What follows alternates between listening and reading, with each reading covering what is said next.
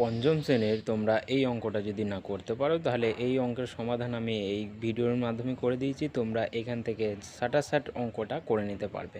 আর তোমাদের যদি অঙ্ক কিছু বুঝতে অসুবিধা হয় তোমরা কমেন্ট করে জানাও, আমি সেই অঙ্কের সমাধান তোমাদেরকে করে দেবো। দেখো অঙ্কটা, গ্রামের পাঠাগারের জন্য প্রতিটি 225 টাকা মূল্যের 221টি বই ও প্রতিটি 150 টাকা মূল্যে 80টি বই এবং প্রতিটি 50 টাকা মূল্যের 70টি বই কিনলাম। মোট কত টাকার বই কিনলাম?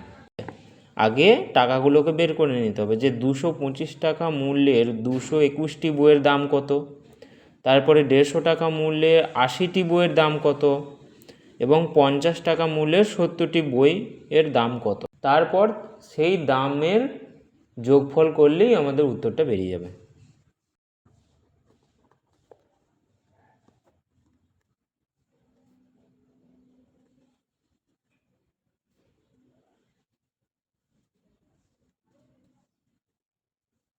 দুশো 25 গুণিত 221, তাহলেই সেই দামটা বেরোবে।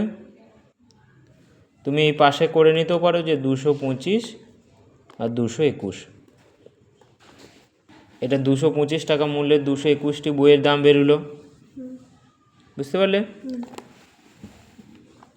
এরপরে দ্বিতীয়ত কি আছে, যে প্রতিটি 150 টাকা মূল্যে 80টি বই। আবার লিখবে যে প্রতিটি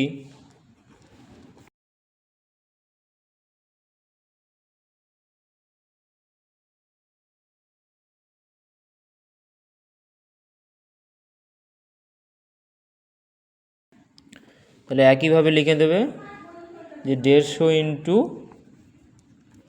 80, দেখো এর গুণ করে দেবে পাশে। এর উত্তর হলো 12,000 টাকা। তারপরে কি আছে, তারপরে হচ্ছে 70টি বই কিনেছে 50 টাকা মূল্যের। আবার লেখো যে প্রতিটি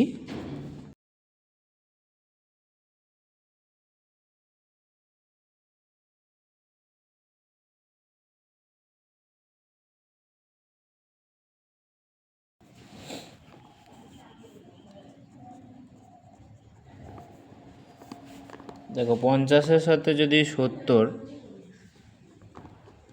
গুণ করি 3,500 টাকা, এটা বেরোলো 3,500 টাকা।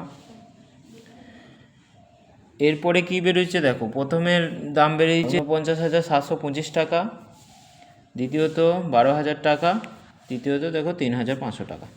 তাহলে তাদের যোগফল করে দিলেই আমাদের মোট কত টাকার বই কিনলাম বেরিয়ে যাবে। তাহলে অতএব দিয়ে মোট 49,725 যোগ 12,000 যোগ 3,500, এদের যোগ করে দিলেই আমাদের উত্তরটা বেরিয়ে যাবে। উত্তর দেখো 65,225 টাকা, এটা আমাদের অ্যান্সার।